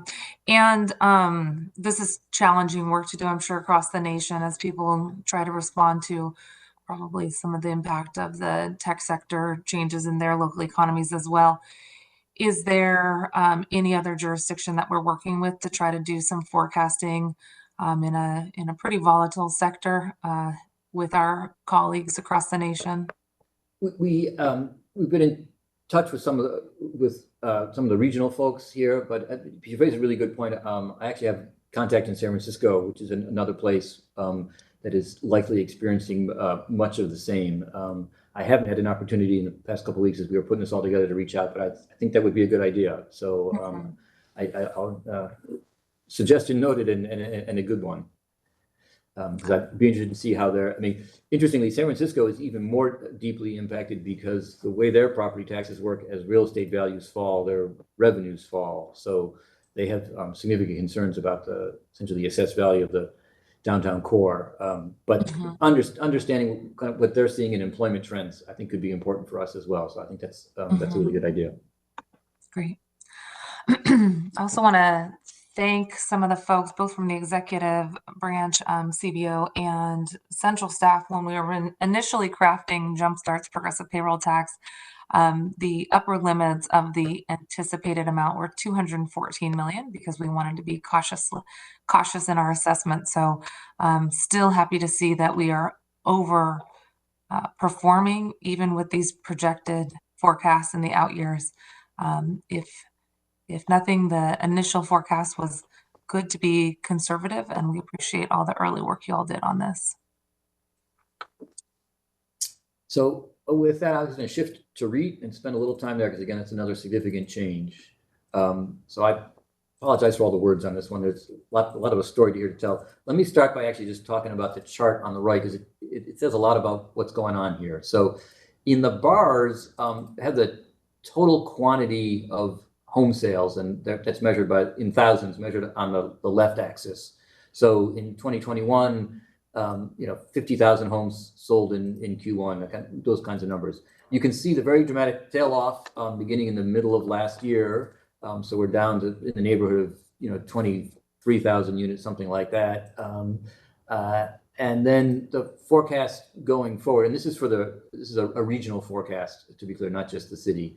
And what the forecast going forward is that the volume of activity, and again, REIT is a tax on transactions, so it's price times quantity is what drives revenue. So how many homes are selling and at what price, and they're both those elements are reflected in the chart. So expectation, again, on a regional basis, the same is true on a national level, is that we're not going to see a huge amount of growth.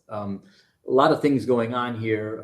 High interest rates mean that folks have it's not an attractive time to borrow money to buy a house. Interestingly, if you own a house and you have a low interest rate, it's also not a great time to sell because you'd have to give up your mortgage. You don't get to transfer your mortgage to your new house. So a lot of people are mortgage locked because it's just too advantageous to stay where they are. So that interestingly means there's less demand because people are worried about interest rates, but there's also less supply because people don't want to sell, interestingly, for the same reason. So that's actually one reason where prices are predicted to drop, but not a whole lot. I mean, I showed you the chart before, but that was really from the peak of here, the peak in bottom line. Prices look to be relatively stable because supply and demand are both declining, but the volume of transactions dropping a lot. So that's the residential side, and that's a big part of our revenues. The other thing is on the commercial side, we're seeing some of the same issues. So this interest rates mean it's hard to make a commercial purchase. The office part of this and the uncertainty about the office market is a big part of this. So a non-trivial share of our revenues year to year had been the sale of large office assets, office towers in the city. They're often owned by real estate investment trusts who really treat them as investment vehicles. We haven't seen a sale of more than $100 million, which would be a small tower, in going on a year. Interest rates are high. I think part of it, nobody quite knows what a tower is worth. The buyers and the sellers certainly can't agree on what they are worth, right? The sellers potentially owe a fair amount of money having put up a building or bought a building recently. It's probably worth less. It might be worth less than they paid. So that market appears to be a little frozen as well. And again, I pointed you this article over the weekend that highlighted some of these issues. So both the commercial side and the residential side are being negatively affected. We brought the forecast down in November. So just to remind you of that, we had been predicting as much as 95. We brought it down to 68. We're bringing it down yet again because the decline has continued. And in fact, the initial results for January, February, and March they wouldn't have met our November forecast, or particularly gotten close. So we've reduced the 23 forecast from 68 million to 55 million, the 24 forecast from 69 to 60. In the next slide, I'm going to show you the longer term. Before we do that, I do want to just emphasize that we're not the only ones seeing this, and it's not just isolated to the city. So the State Revenue Forecast Office put up a revised forecast last month. There was a significant decline for them. The 24 to 25 or the 23 to 25 biennium that starts in July. So their forward-looking forecast was down several hundred million, but more than half of the decline was changes in REIT, because the speed with which REIT revenues have declined has caught us all off guard. The county, they collect REIT on unincorporated King County, so much smaller base, but they are seeing some of the same effect as well. So this is something that's systemic to all of us who are relying on these real estate transactions for revenues. The next slide, I think, does a good job just kind of highlighting longer Which I term. just want folks to know, when the Seattle Times asked about the MHA, the mandatory housing affordability, lower than anticipated returns as well, I referenced the slides that you had brought up in August and November last year. So I just wanted to reiterate for the group here as well that that was my understanding. And if that needs to be corrected, of course, let me know. But that's what the assumption was. Yeah, no, you're seeing less multifamily development, and again, for the same underlying interest rate and market dynamics. So this is comparing the REIT forecast. This is sort of analogous to the chart we had on payroll expense tax. This is 2022 actuals. Again, thing to remember here is how quickly they dropped off. We actually sustained almost 95 million in revenue in 2022, but a big majority of it came in the first half of the year, not the second. So we've revised forecast. Again, November we brought it down. We're bringing it down yet further and bringing it down for not just 23 and 2024, particularly relevant for REIT forecasts because this money is spent on capital. So you're looking out a few years to program its use because it's the time it takes to develop and implement capital projects. So this is going to ripple through the out years in the forecasts as well. We do eventually get back to some growth. So 2027 we start to pick back up and return to levels that had previously been forecast. Again, the anticipation here is both that interest rates will have come back down and also that the economy will be moving out of what this kind of stagnation period and back into growth. And I see Ali has a hand up. No, it's Tom. Sorry, Tom. I'm misreading my screen, which put the hand above your head, but it's actually Tom's hand. Okay. Director Noble, I'm just curious. So I'm not sure if 2022 is the peak for collections in this cycle, but I'm curious how this the April forecast decline compares with the peak to trough decline during the Great Recession, which was, as we will recall, very steep. Is it steep? Is this steeper or less steep than that decline we experienced about 10 years ago? In terms of forecast, it's a little bit smaller, but it's still a significant decline. I mean, very significant decline. Something like 40%. Okay. I mean, it does really feel like a switch has gotten turned off, if you will. And interestingly, I think part of that is ironically the anticipation that inflation and interest rates are going to come down soon. So I think particularly sort of in the residential market, a set of folks are kind of waiting to see how this plays, right? So if I wait another year, I might be more. If I'm a seller, I'll be able to get a low interest rate and I can move to a bigger house and without having to take on a high interest rate. The opposite for buyers. So there's a little bit of standing on the sidelines waiting for this thing to correct, and we'll see if it does. But yeah, no, that the difference there is in the Great Recession. Just to remind folks, the credit markets froze up entirely, so you couldn't get a loan. Now it's just expensive, and we're having some weird dynamics about the timing of that. So, but nonetheless, I mean, candidly, caught off guard by how quickly this came down. I do think that the work from home and pandemic dynamics on the commercial side are a very unusual effect as well. Again, we spent some time talking to some brokers. There is it's actually an article in the Wall Street Journal, I believe, or the New York Times as well, about commercial office markets nationwide and some real concern. Again, our vacancy rates are much higher compared to the nation as a whole, but the nation as a whole is also seeing somewhat higher vacancy rates, and they're concerned about refinancing in these markets and the like. So that's the detail on the REIT forecast, and that's actually the end of our presentation. So we've worked through the general fund, the non-general fund, and had the opportunity to give you more detail on both the payroll expense, jumpstart payroll expense tax, and REIT. So again, at high level, general fund up, but not really for the long term, and then significant downward adjustments in the jumpstart and REIT forecasts. We'll obviously continue to monitor these, and we'll be back in August with an update that will be informed by the next few months of realized revenues and then overall economic activity. All right, thank you, Director Noble. Colleagues, are there any questions, additional questions you didn't get a chance to ask throughout the presentation? And that is true of our entire table here. For everybody who's with us, you are welcome to ask any questions. Should Yes, we? please. Oh, go ahead. I was just sorry about that, Ally. I was just going to ask, should we formally adopt the baseline as recommended on page 14? The forecast office recommends using the baseline economic scenario for the April 2023 forecast. Should we adopt that? Yes, I will take that as a motion for item number 3 on our agenda. But before we get to the accepting of the revenue forecast as presented, and I will come back to I'm going to take that as a motion, Senior Deputy Mayor. Before we get into that, just very briefly to inform that discussion, additional comments or questions, Deputy Director Panucci, did you have something else you wanted to add for the purpose of discussion?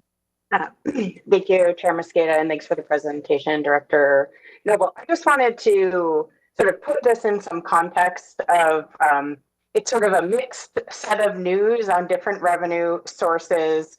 There is a plan for the biennium that is currently budgeted. This changes that landscape a bit. And just want to really appreciate the work that Director Nobleshop does in highlighting some of the nuances and the difficulties in doing this forecasting work. And just for context, I want to highlight that as the decision makers think about how to address this news, there are a lot of moving pieces. In November, the council adjusted the plan for the biennium based on the November forecast, which had sweet and beverage tax revenue slightly down. This update increases them a little bit. And Jumpstart was used to backfill for that forecast issue in November, and now payroll tax is down a little bit. Also, there was an increase in the transfer from the payroll tax to the general fund because general fund revenues were projected to be down a bit in November, and now they are up a little bit. So just to state that there are a lot of moving pieces here. So there are both sort of short-term decisions to think about in terms of balancing the biennium and trying to hold to the commitments made in the adopted and endorsed budgets, as well as longer term thinking about our policies, particularly around reserves, so that the city is better situated to respond to fluctuations in changing revenues in the short term. Thank you very much. Great. You've given us some good food for thought as we continue to evolve this growing new body. And really appreciate the collective work we're doing here across branches to take these issues on together. Okay, I don't see any additional hands. Senior Deputy Mayor Monisha Harold has, oh, excuse me, please go ahead, Director Dingley. I apologize. Can you all hear me okay? I've had some connectivity issues on my end. Okay, great. Seeing head nods. Thank you. I think I heard Ally make some points that I was, I'm sorry, Deputy Director Panucci was making that I was going to hope to also just reiterate. So if this is a little bit of repetition, just blame the terrible Wi-Fi where I am. So thank you very much, Director Noble and team, for all this work, and to Dave and Alex on my team and CBO for their work on this forecast. This forecast does present, I think a continuation of the uncertainty that we've been seeing over the last year, where we just are seeing different economic indicators pointing in different directions. And as you heard, I think you heard Deputy Director Panucci intimate, a lot of different of these revenues are going in different directions and for different reasons. It presents a real challenge in the budgeting space as you think about what does it mean to have that short-term growth, but in just like literal, just this year, but long-term stagnation. In the budgeting sense, as you saw in Director Noble's chart, where the buying power of the city decreases over time, even if you were to hold a budget flat for the next 5 years, that is to say no new programs, you would still be in a scenario from a budget perspective where you would have to make reductions because the cost of providing services increases over time. I don't mean to be overly pedantic about that point, but it's something for us to all keep in mind as we are looking at what looks like more near-term better news in 2023, but that stagnation is real and persistent across quite a few years in the out years. So also appreciate Chair Mosqueda that this is a lot of food for thought as we continue to have those conversations, and appreciate you and your team's partnership in those conversations as we move forward. So thank you all very much. Appreciate the presentation. Wonderful. Thanks, Director Dingley.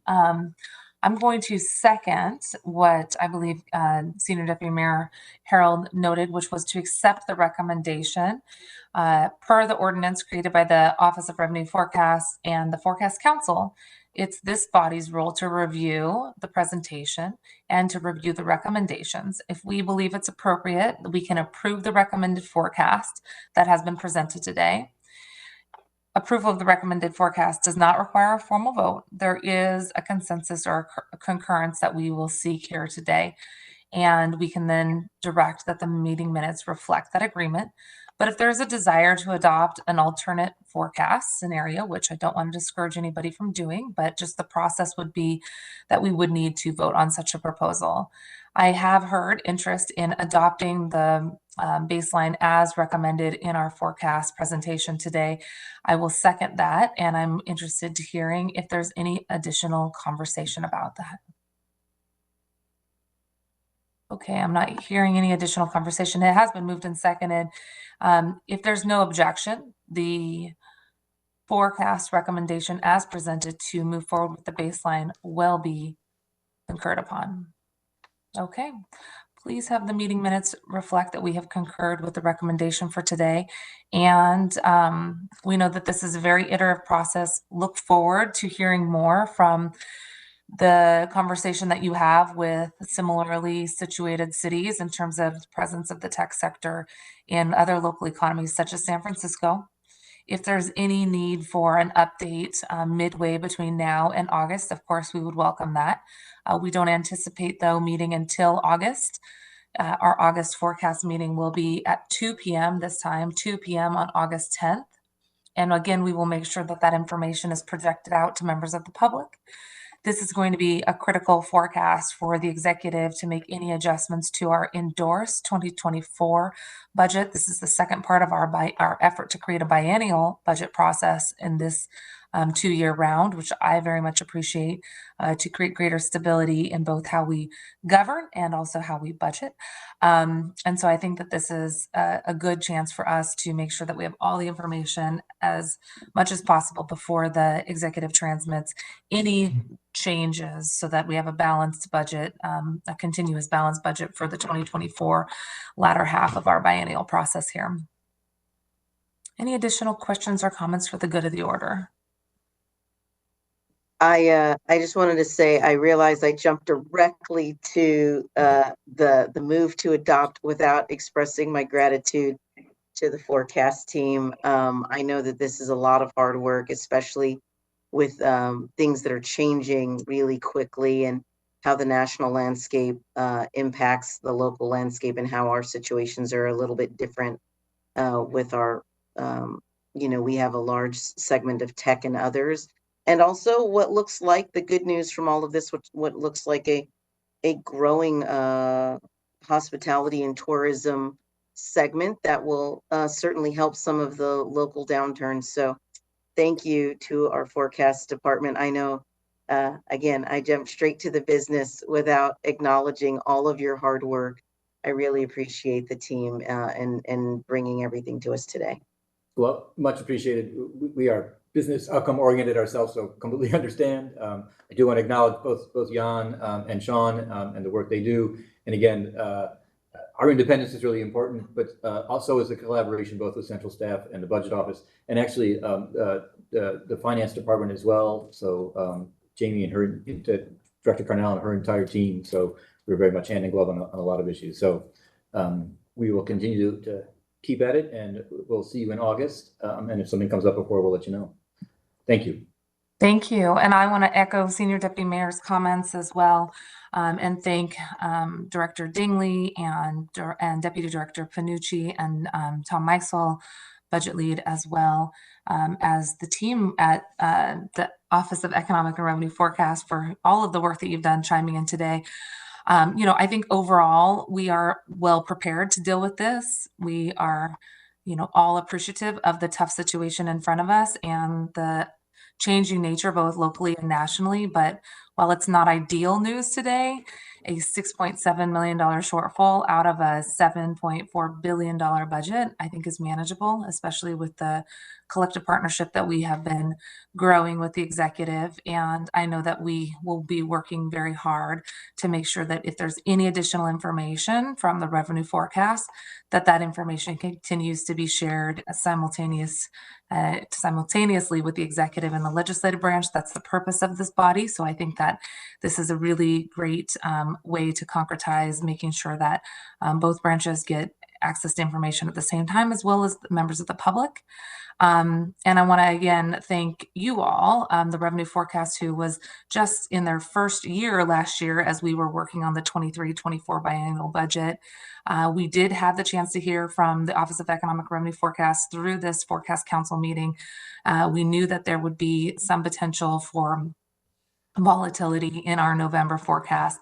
And we did some, as I noted, we did some accounting for that in the 2023-2024 budget to note that we wanted to be able to identify additional revenue to balance in the out years. So wearing other hats, the senior deputy mayor and I have been very busy trying to plan for some of the ways that the future years could balance, and appreciate our partners at the table and the ongoing conversations that we've had with members of the community and frontline workers.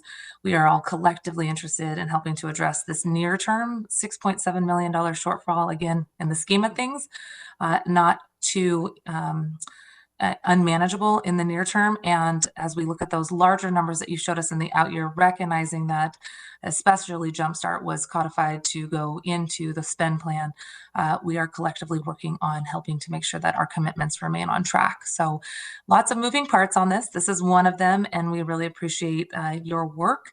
Let me see, Director Noble, the other thing I would ask is if you have any additional information to compare the state revenue forecast projections and sort of what we're seeing locally, that would be very helpful. We know that their general fund also shows an uptick, as you're showing us a general fund uptick, and they have different revenue sources at the state level, but be interested to continuing to track any analysis that you might have. Doesn't have to be formal, but we know you're busy. But if there's anything that you also want to add, given what their recent forecast was, of course, we'd be happy to receive that information. Yeah, I can send you an email, just real high level, quick, much the same. They had a near-term uptick, but then the longer-term projections are for slow growth and off a little bit. Again, a huge impact on REIT, but we can make that a little more quantitative and send out some email to give you kind of put that in some perspective. Okay, great. Sounds good. Well, colleagues, thank you so much. We are actually within time. Very dense presentation this morning. We have reached the end of our formal agenda. Again, August 10th at 2 p.m. is our next Forecast Council meeting. If there is any updates or urgent need for additional information for the Forecast Council, Director Noble has indicated that he will be notifying us and also sending information to reconvene if necessary. But if there's no further questions, thank you all for joining us this morning, and have a great rest of your week. This meeting is adjourned.